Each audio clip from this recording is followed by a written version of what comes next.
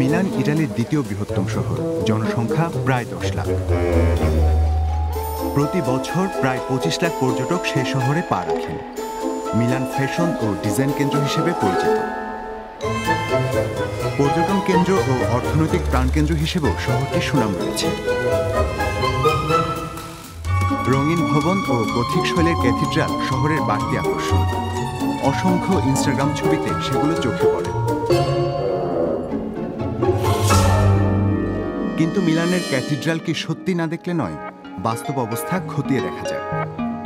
এই ক্যাথিড্রাল বিশ্বের বৃহত্তম গির্জাগুলোর অন্যতম।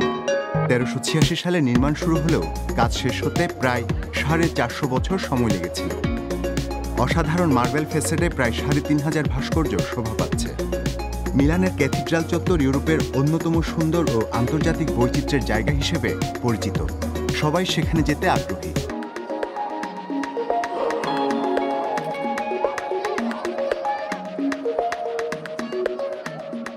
ক্যাথিড্রালের উপর থেকে একেবারে নিচে উঁকি দেওয়া যায়, তবে ছাদে পৌঁছাতে হলে 164টি সিঁড়ি ভাঙতে হবে।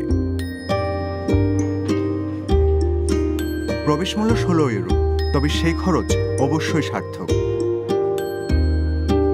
জানতেন কি যে ক্যাথিড্রালের ছাদে বেশ কয়েকটি চলচ্চিত্রের দৃশ্যের শুটিং হয়েছে?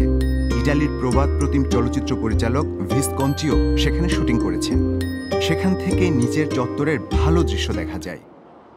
এরপর নিচে নেমে ক্যাথিড্রাল ভালো করে দেখার পালা। টিকিটের দামের মধ্যে সেখানে প্রবেশ মূল্য ধরা হয়েছে। ভবনটিতে নাকি 35,000 মানুষ প্রবেশ করতে পারে, কিন্তু দর্শকদের ঠিকমতো শরীর ঢাকা পোশাক পরা জরুরি। সে কারণে বাইরে শরীর ঢাকার বড় কাপড় বিক্রি হয়। ভেতরে সবসময় মেরামতের কাজ চলছে। তা সত্ত্বেও মিলানের ক্যাথিড্রাল ইনস্টাগ্রামের হাইপের জন্য বেশ উপযুক্ত। মিলানের দ্বিতীয় ভিক্টোরিও এমানুয়েল শপিং আর্কেডও ইনস্টাগ্রামে বিশাল কদর পায়, কিন্তু বাস্তবে জায়গাটি সত্যি কতটা আকর্ষণীয়? 1864 সালে সেই আর্কেড খোলা হয়। মিলানের সম্ভ্রান্ত মহলের কাছে জায়গাটি বেশ জনপ্রিয়।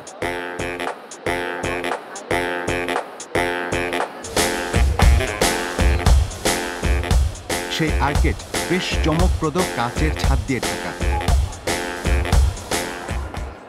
পর্যটকদের প্রায়ই নির্দিষ্ট এক মোজাইক টাইলের উপর ঘুরতে দেখা যায়। আমরা সবে শুনলাম যে সেখানে দাঁড়িয়ে ঘুরে গেলে সৌভাগ্যের মুখ দেখা যায়। তাছাড়া সেই আর্কেডে বেশ ভালো কিছু ছবি তোলা যায়। এবার সবশেষ জায়গায় ঢু মারা যাক। মিলানের নাভিয়ালি পাড়া ইনস্টাগ্রামে অসাধারণ দেখতে লাগে, কিন্তু সেখানে যাওয়া সত্যি কতটা সার্থক?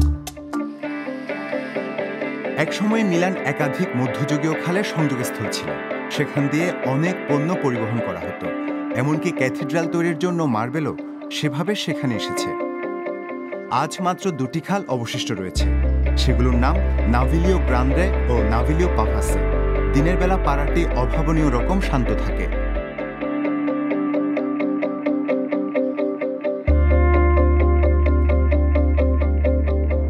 সন্ধে হলে নাভিলি জীবন্ত হয়ে ওঠে।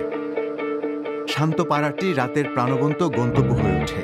মানুষ সেখানে রাতের খাবার, সঙ্গীত ও পানীয় উপভোগ করে। দিনের বেলা শান্ত ও রাতের বেলা প্রাণবন্ত এই পাড়ার দুটি দিকই বেশ আকর্ষণীয়।